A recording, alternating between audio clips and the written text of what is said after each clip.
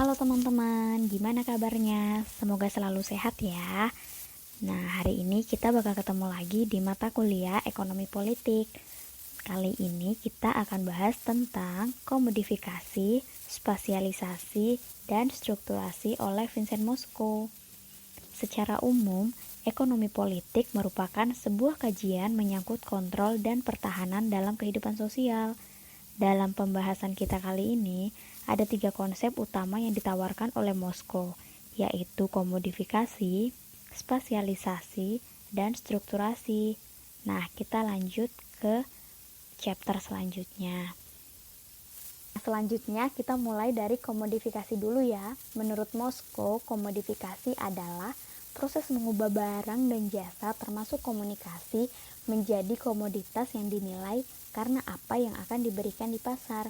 Secara singkat, komodifikasi di sini adalah upaya mengubah apapun menjadi komoditas atau barang dagangan sebagai alat untuk mendapatkan keuntungan. Hal-hal yang berkaitan dengan komodifikasi ini adalah isi media, jumlah audiens, dan iklan yang akan saya sebutkan di slide selanjutnya. Karena sebelum itu kita harus tahu bahwa komodifikasi mempunyai 2 arti penting. Yang pertama, proses dan teknologi komunikasi telah berkontribusi mengubah jaringan ekonomi secara keseluruhan. Misalnya, ada teknologi internet yang telah mengubah jaringan bisnis pemasaran, termasuk media. Yang kedua, proses komodifikasi yang bekerja dalam masyarakat secara keseluruhan telah mempenetrasi proses komunikasi dan institusi, sehingga perbaikan dan pertentangan dalam proses komodifikasi sosial mempengaruhi komunikasi sebagai praktik sosial. Misalnya, dalam sudut pandang ekonomi politik, konten media selalu mencerminkan kepentingan kapitalis atau pemilik media yang membiayainya. Selanjutnya, kita masuk pada hal-hal yang berkaitan dengan komodifikasi. Dalam hal ini ada 3 tipe komodifikasi, yaitu konten. Komoditas pertama dari sebuah media massa yang paling pertama adalah konten media. Proses komodifikasi ini dimulai ketika pelaku media mengubah sebuah pesan melalui teknologi yang ada menjadi pesan-pesan yang menarik khalayak. Banyak contoh yang dapat kita ambil di Indonesia. Konten media di Indonesia dibuat sedemikian rupa sehingga benar-benar menjadi kebutuhan dan disukai oleh publik, meskipun sebenarnya hal tersebut bukanlah fakta dan kebutuhan publik. Selanjutnya, khalayak. Audiens atau khalayak merupakan komoditi penting untuk media massa dalam mendapatkan iklan dan pemasukan. Media dapat menciptakan khalayaknya sendiri dengan membuat program yang menarik, kemudian khalayak yang tertarik tersebut dikirimkan kepada para pengiklan.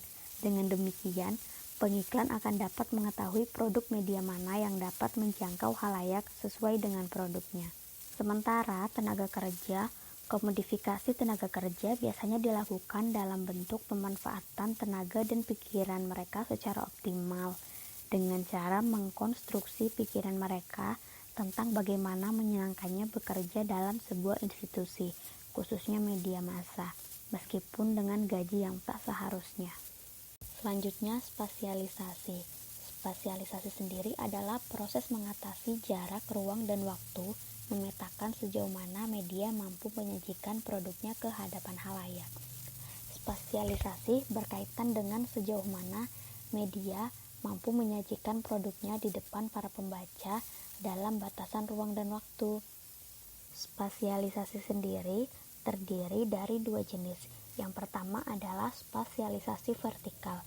Spasialisasi vertikal adalah konsentrasi perusahaan dalam bidang bisnis yang merujuk pada perluasan kontrol produksi, misalnya melakukan konglomerasi media.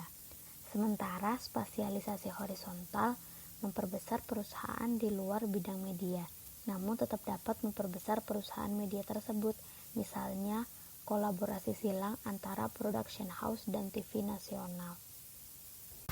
Konsep penting yang terakhir dalam ekonomi politik media yaitu strukturasi. Strukturasi adalah penyeragaman ideologi secara terstruktur di semua perusahaan atau anak perusahaan, baik secara vertikal maupun horizontal. Strukturasi sendiri terkait dengan struktur sosial seperti kelas ekonomi masyarakat, jenis kelamin, ras, gender, pergerakan sosial, dan hegemoni. Perhatian pada struktur sosial dinilai sangat penting dalam membangun hubungan antar kelas atau bagian demi memetakan informasi apa yang bisa disampaikan di perusahaan media maupun perusahaan lainnya. Di Indonesia sendiri, strukturasi contohnya adalah film-film horor yang ditayangkan di bioskop dihadirkan sebagai bentuk pemenuhan kelas sosial. Dihadirkan karena sesuai dengan tren masyarakat Indonesia. Jika dilihat secara internasional, dapat kita contohkan seperti Disney. Disney memiliki bagian jaringan bisnis dan terus berupaya memperluasnya. Namun, dari segi struktur sosial dan kebudayaan, tayangan yang disajikan terkadang tidak cocok untuk masyarakat Indonesia.